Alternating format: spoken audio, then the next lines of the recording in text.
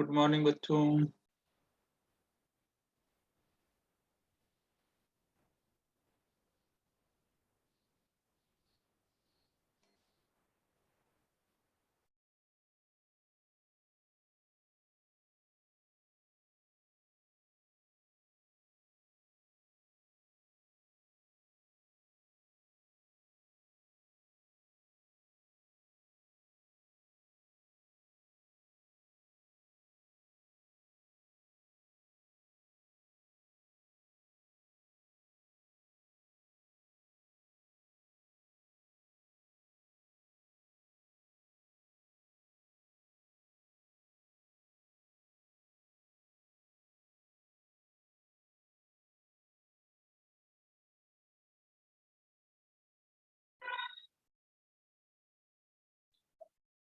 कल जो होमवर्क दिया था वो कंप्लीट कर लिया?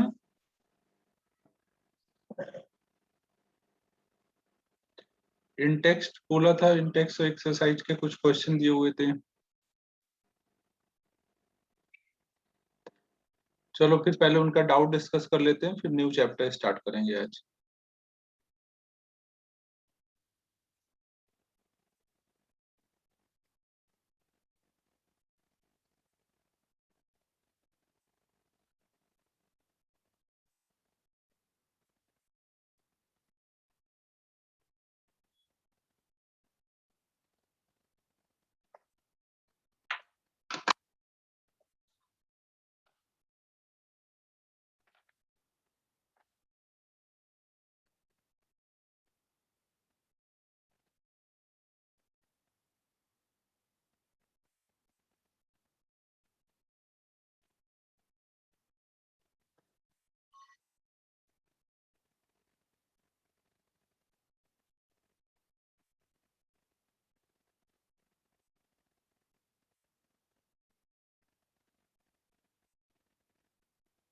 डाउट बताना स्टार्ट करो बच्चों।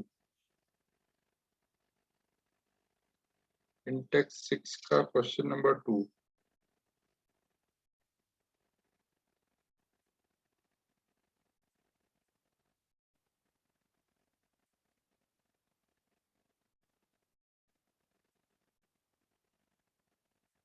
देखो इन टेक्स्ट 6 के क्वेश्चन नंबर 2 में क्या है? Magnetic field at the centre of a circular loop of area A is B. हमें ये बोला गया कि कोई हमने सर्कुलर लूप लिया तो उसके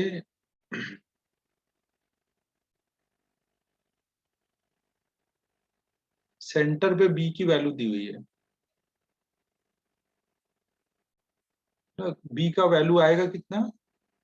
म्यू नॉट आई अपॉन में 2 पाई, सॉरी पाई नहीं आएगा, 2r। नहीं, ये होता है ना फॉर्मूला जहां आर इसका रेडियस है।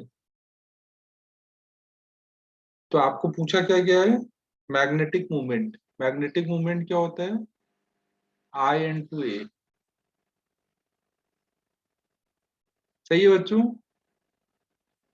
तो अब आपको क्या करना है इसमें? आई को हटाना है, बी के टर्म में बताना है और एरिया के टर्म में बताना है। तो आप इन दोनों को डिवाइड कर दो। इक्वेशन 2 को अगर हम डिवाइड कर दें इक्वेशन 1 से तो क्या आ जाएगा? M by B equal to I into pi R square upon में mu naught I 2r। I I cut जाएगा। इस वाले पाई आर स्क्वायर को आप क्या लिख सकते हो? ए लिख सकते हो, और इस आर को भी एरिया वाले फॉर्मूले से रिप्लेस कर दो। तो एम इक्वल टू आ जाएगा बी इंटू ए इंटू 2। एरिया को क्या लिख सकते हो? पाई आर स्क्वायर इज ए। तो जहां पे आर लिखा है वहां पे क्या लिख सकते हो? ऐसे लिख सकते हैं ना?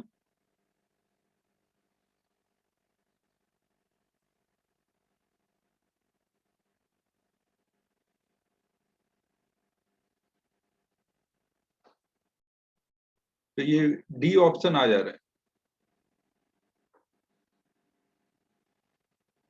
समझ आया बच्चों कैसे किया? हम सिंपल फॉर्मूले बेस्ड ही था, दोनों फॉर्मूले लिखो और रिलेट करो। नेक्स्ट बताओ।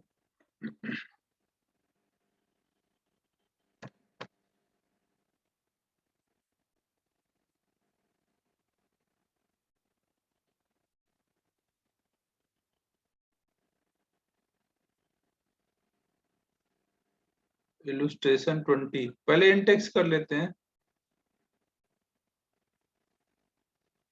इंडेक्स का 8 8 में देखो क्या है।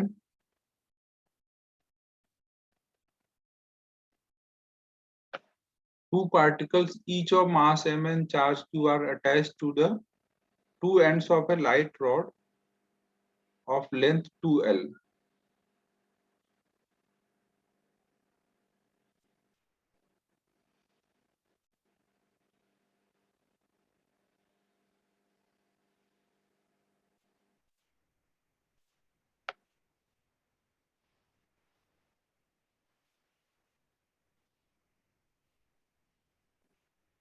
फिर इसको हमने इस एक्सिस के अबाउट घुमा दिया।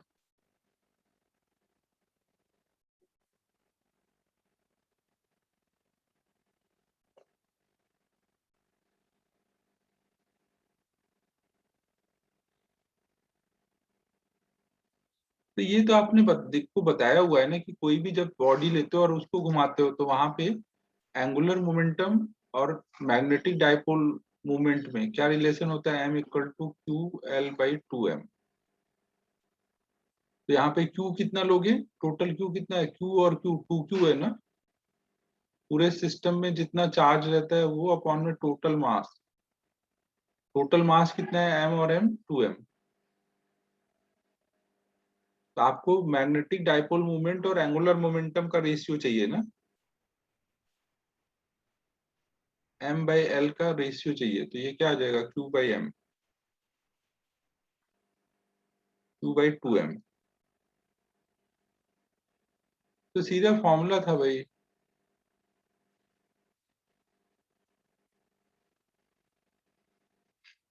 नेक्स्ट बताओ। 9th में आउट ऑफ पेज, 1 मिनट।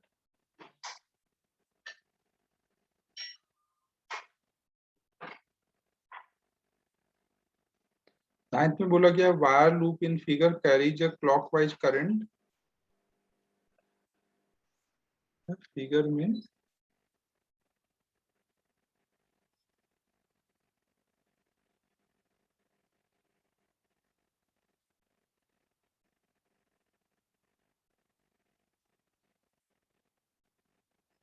ऐसे क्लॉकवाइज करंट जा रही है। There is a uniform magnetic field directed to the right. इस डायरेक्शन में यूनिफॉर्म मैग्नेटिक फील्ड है। What is the direction of torque on the current loop. तो आप कैसे निकालते हो direction of torque, m cross b करोगे ना। तो पहले तो आपका m का डायरेक्शन किधर है, करंट के डायरेक्शन में सभी लोग फिंगर कर्ल करो। ऐसे करंट के डायरेक्शन में फिंगर कर्ल करो तो m किधर आएगा, इन टू द प्लेन आ रहा होगा ना, हम अंदर को जा रहा होगा। m यहाँ पे इन टू द प्लेन है और b इस साइड को है। तो m क्रॉस b करोगे तो क्या होगा, m इधर है और b इस साइड है। तो ये थंब नीचे जा रहा है ना, m क्रॉस b करोगे तो टॉर्क का डायरेक्शन नीचे को जा रहा है। टॉर्क हमारा ऐसे नीचे को है। ये एक्सियल वेक्टर है, मतलब ये एक्सिस है नीचे को।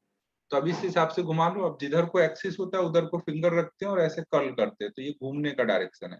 ये घूमेगा कैसे, ऐसे। तो आपको केवल यहाँ पे टॉर्क का डायरेक्शन चाहिए, तो आप क्या बोलोगे, down the page. Down the page, समझ आ रहा है क्या बोल रहा हूँ।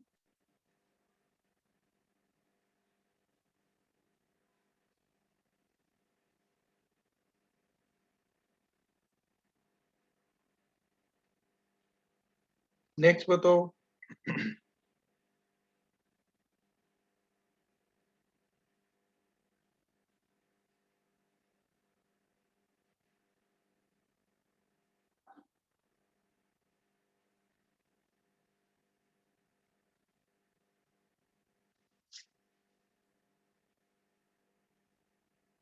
इंटेक्स का हो गया बच्चों, एक्सरसाइज का फिर बता दो, एक्सरसाइज 1 है, हाँ उसका बता दो।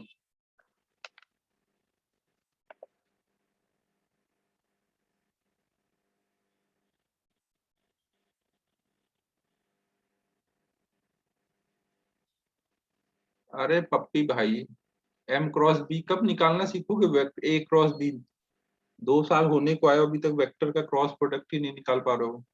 एम अंदर को है और बी इस साइड को है, तो एम क्रॉस बी कर रहे हो तो थंब नीचे जा रहा है ना, करो ऐसे, अंदर को फिंगर रखो स्क्रीन के, और बी इस साइड है, उधर के साइड में रख के ऐसे कर्ल करो।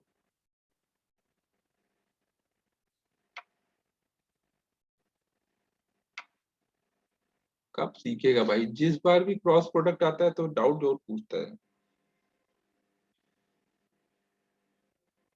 अगला बताओ।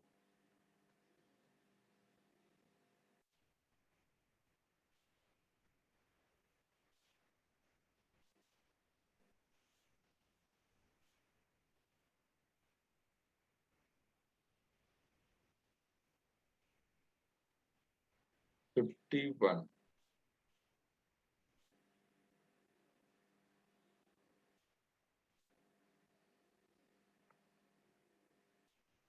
51 में देखो क्या बोला गया है, square loop ABCD carrying a current I is placed in a uniform magnetic field as shown। आपको देखो ऐसे दिया हुआ है,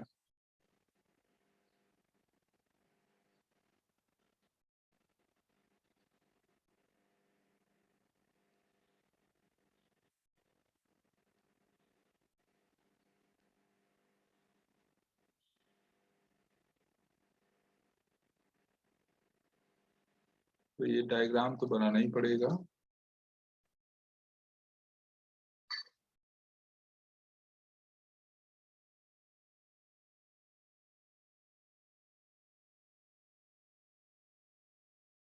ए बी सी डी,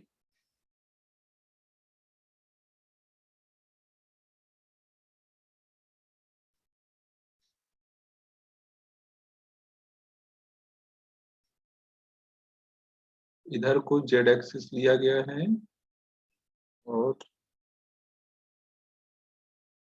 ऊपर को एक्स एक्सिस,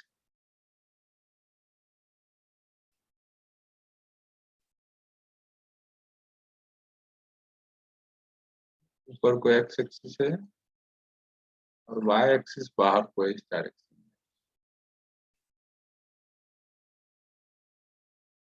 तो एक्स क्रॉस वाई कर रहे हो तो जेड मिल रहा है सही से। तो ये लूप समझ आ रहा है बच्चों, ये कौन से प्लेन में है, ये एक्स वाई प्लेन में है ना, जेड एक्सिस उसके परपेंडिकुलर है। ये समझ आ रहा है बच्चों, ये एक्स वाई वाले प्लेन में ये लूप रखा हुआ है, एक लाइन वाई एक्सिस के पैरेलल है और एक एक्स एक्सिस के पैरेलल है, तो ये एक्स वाई प्लेन में है ना, ये एक्स के पैरेलल, ये वाई के पैरेलल ना, एक्स वाई एक्सिस प्लेन के स्क्रीन के परपेंडिकुलर है और लूप भी स्क्रीन के परपेंडिकुलर है, और करंट का डायरेक्शन आपको दिया हुआ है ना, ऐसे जा रही है।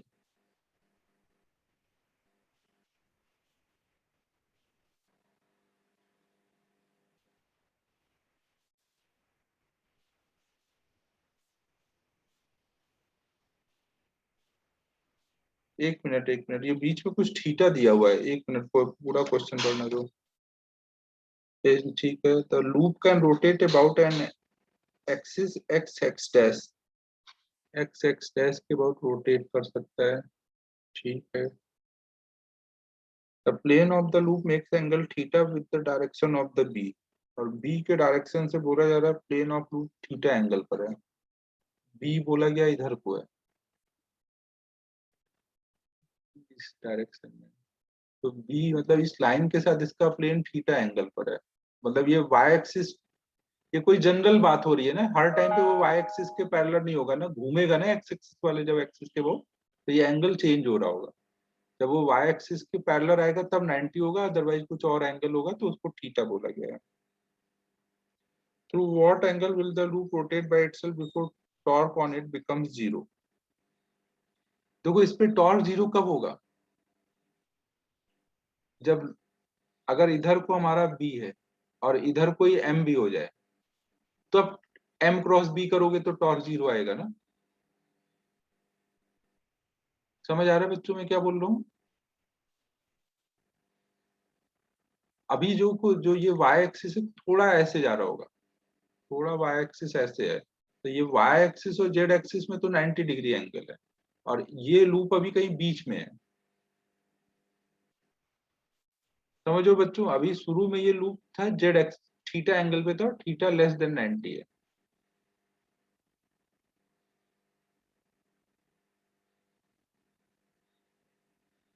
तो अब ये किधर को रोटेट करेगा? अगर अभी इसको आप ऐसे छोड़ोगे तो इसके रोटेशन का डायरेक्शन किधर को आएगा?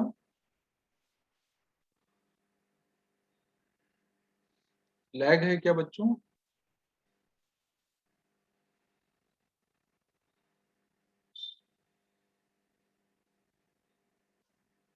अब देखो इस चीज को थोड़ा सा इमेजिन करने के लिए थोड़ा सा हम लोग 3D डायग्राम को 2D डायग्राम में अगर लेके आए तो अपने लिए थोड़ा सोचना आसान हो जाएगा ना। तो एक काम करता हूँ, मैं इस चीज को ऊपर से, ये मेरी आंख है ऊपर के साइड में, मैं यहां से देख के बनाता हूँ। लूप वाई एक्सिस के लॉन्ग नहीं है, ये लूप जो है निगेटिव जेड और ये वाई एक्सिस के बीच में अभी कहीं ऐसे है, कुछ थीटा एंगल पे, थीटा दिया है क्वेश्चन में लेस देन 90 है। तो मैं ऊपर से डायग्राम बनाता हूँ ना, ऊपर से डायग्राम बनाओगे तो क्या होगा, एक्स एक्सिस बाहर को आ रहा है, जेड एक्सिस इधर को है, और वाई एक्सिस, सॉरी, हाँ वाई एक्सिस ऐसे इस डायरेक्शन में, इधर को निगेटिव जेड एक्सिस।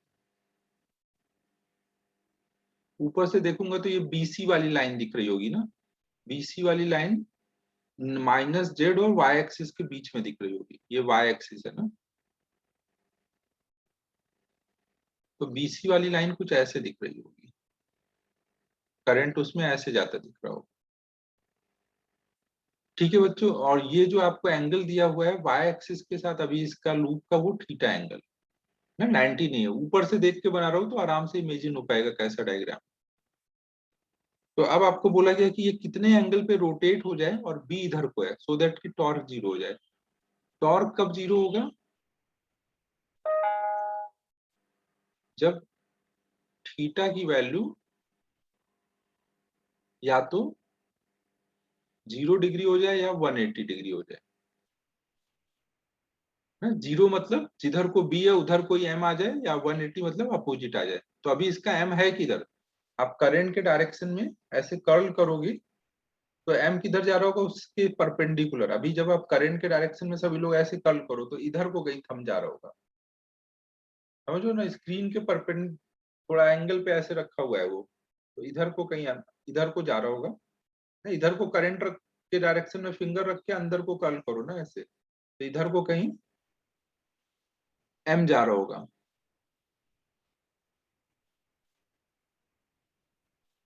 नहीं, ये 90 डिग्री पर। तो आपको क्या चाहिए, ये जब रोटेट करेगा और रोटेट करके ये एम किधर आ जाए, इधर बी के पैरेलल आ जाए, तब जाकर के ये टॉर्क 0 हो पाएगा ना।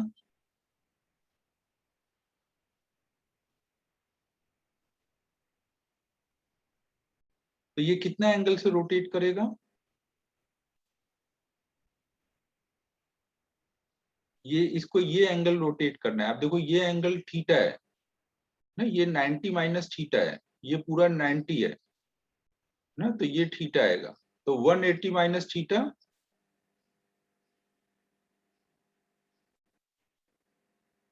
51। एक बार आंसर चेक करो, 180 माइनस थीटा आ रहा है, ये एंगल आ रहा है।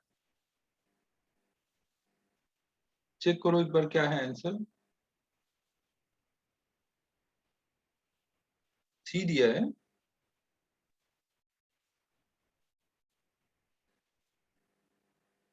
एम क्रॉस बी, ऐसे है ना।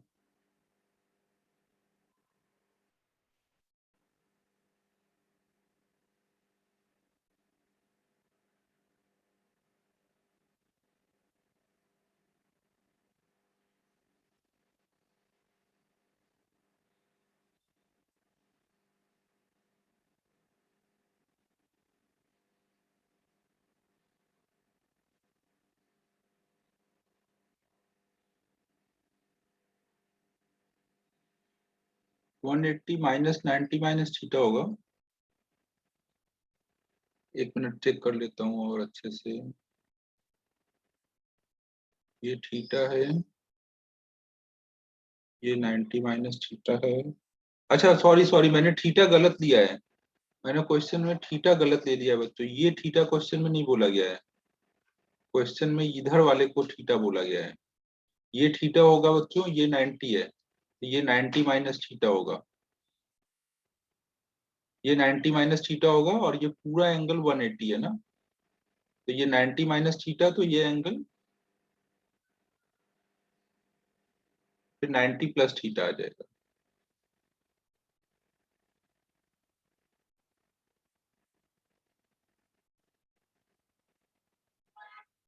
बच्चों समझ आया क्या? डायग्राम में अब थोड़ा सा ज्यादा वो ऐसा बन गया है।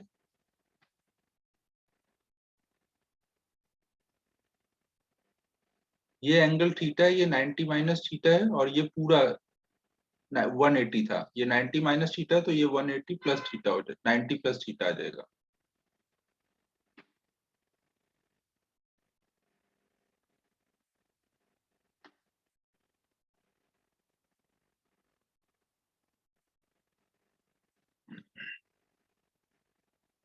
ठीक है बच्चों, थोड़ा देखो 3D है ना, तो आपको थोड़ा सा उस हिसाब से सोचना रहेगा। एम देखो, जो भी ये लूप वाली लाइन है उसके परपेंडिकुलर होगा। और ए क्रॉस बी करो ना, जिधर को ये करंट जा रही है इधर को फिंगर रखो, दूसरी वाली साइड के लॉन्ग कर्ल करो। एम क्रॉस बी, तो इस लाइन का जो ये प्लेन है उसके परपेंडिकुलर एम जा रहा होगा।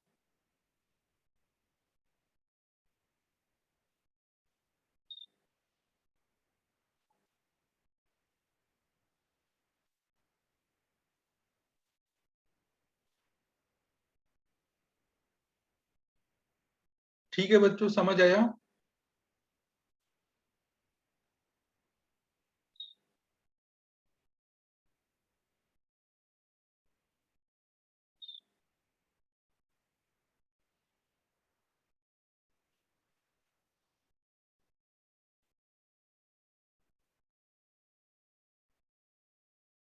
और हैंड आउट इसमें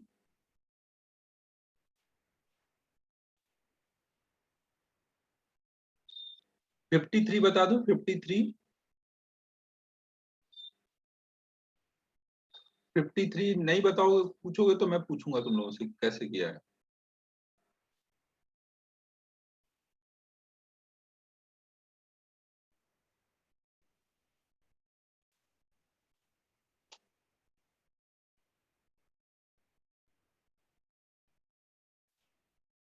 फिफ्टी थ्री बताओ बच्चों, किसी ने 53 किया है?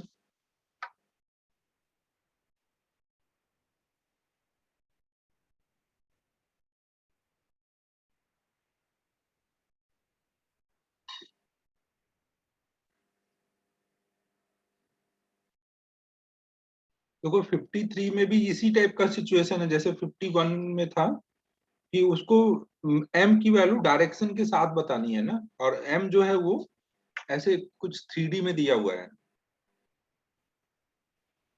आपको इधर एक्स एक्सिस दिया हुआ है, इधर को वाई एक्सिस, और इधर को जेड एक्सिस। और आपका जो लूप है वो कुछ ऐसे बनाया गया है।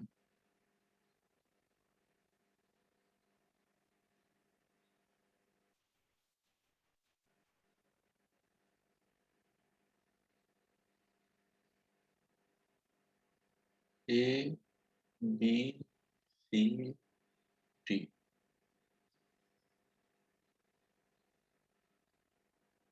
बच्चों देखो, यहाँ 3D वाली चीजें चल रही हैं। अगर डाउट 3D में ना समझ आए तो आप आके भी पूछ लेना मुझसे, ग्रेविटी में टाइम लेकर के। हाँ, उसमें थोड़ा ज्यादा और समझा पाऊंगा। अगर किसी को 3D वाली चीजें नहीं समझ पा रहे हो तो उधर आके पूछ लो।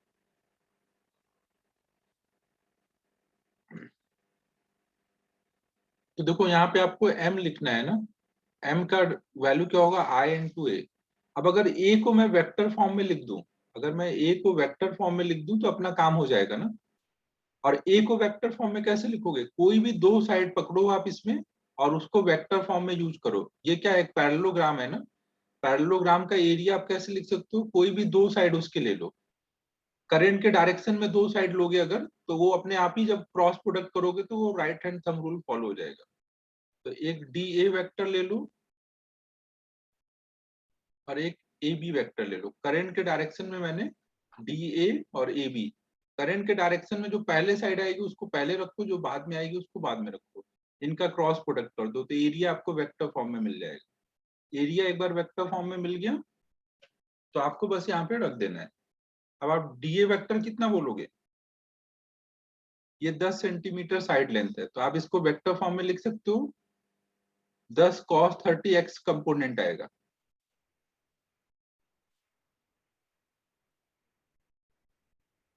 और डायरेक्शन किधर होगा, इनटू इधर निगेटिव एक्स एक्सिस के लॉन्ग आएगा ना ये, इसको जब रिजॉल्व करोगे तो समझो ना। और दूसरा कंपोनेंट जेड के लॉन्ग आएगा 10 sin 30।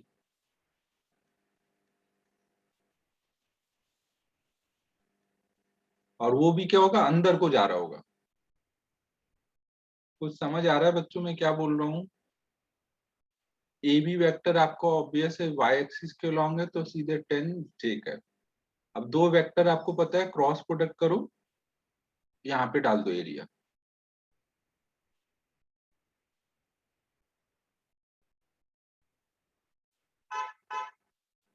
देखो ये एक्स जेड प्लेन बनाओ, ये एक्स है ये जेड है। एक वेक्टर अगर ऐसे जा रहा है, ऐसे एक वेक्टर जा रहा है तो उसको मैं रिजॉल्व करूंगा। तो रिजॉल्व करने का सही तरीका तो क्या है, इसको आगे बढ़ा के ऐसे रखो ना, टेल यहाँ रखो और फिर रिजॉल्व करो। तो वो अब 3D में तो उतना बढ़ाते आ नहीं रहा था तो मैंने यहीं पे रिजॉल्व किया। अब रिजॉल्व करूंगा तो ये पार्ट इधर को जा रहा होगा ना, ये जेड है यहाँ, और ये वाला पार्ट ऐसे जा रहा होगा।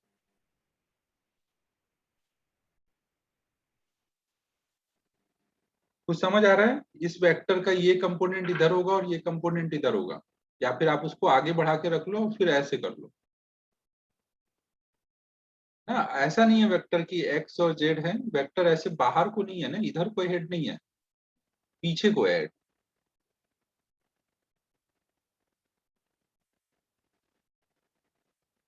ठीक है, ये एक्स जेड प्लेन का मैंने टॉप व्यू बना दिया था ना। और इसको रिजॉल्व कर लो, ये 30 डिग्री एंगल था।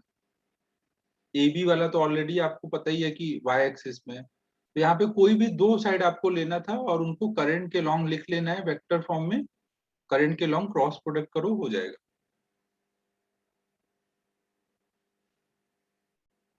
समझ आया बच्चों।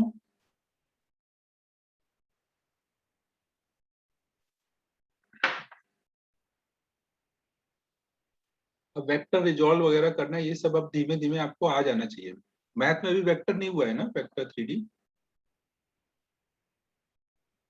चलो वो वहां पढ़ने के बाद शायद और इजी लगे तुम लोगों को। जैसे कैलकुलस एक बार वेक्टर वो मैथ में होने के बाद अब तो इजी लगता होगा ना। तो वेक्टर में भी वही होना चाहिए।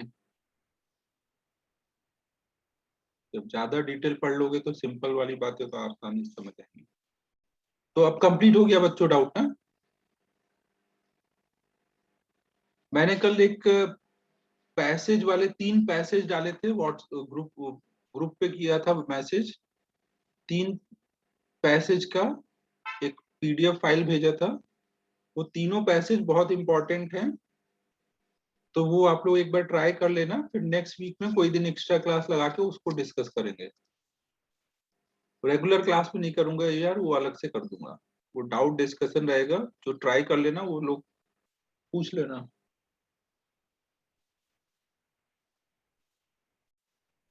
तो अब ये कंप्लीट हो गया है।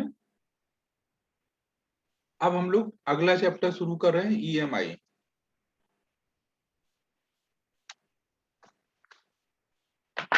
अरे अभी कहाँ आएगा, अभी तो गया ही नहीं है, मतलब अभी वहां पहुंचा ही नहीं है नोएडा। नोएडा जाएगा फिर वो लोग चेक वेक करेंगे फिर दूसरा भेजेंगे। 2 वीक तो लगेगा ही आराम से, तब तक तो ऐसे ही काम चलाना पड़ेगा। तो अब मैं ये एक बार ये वीडियो बंद करके नया वीडियो स्टार्ट करता हूँ। बच्चे बहुत कम आए हैं यार आज।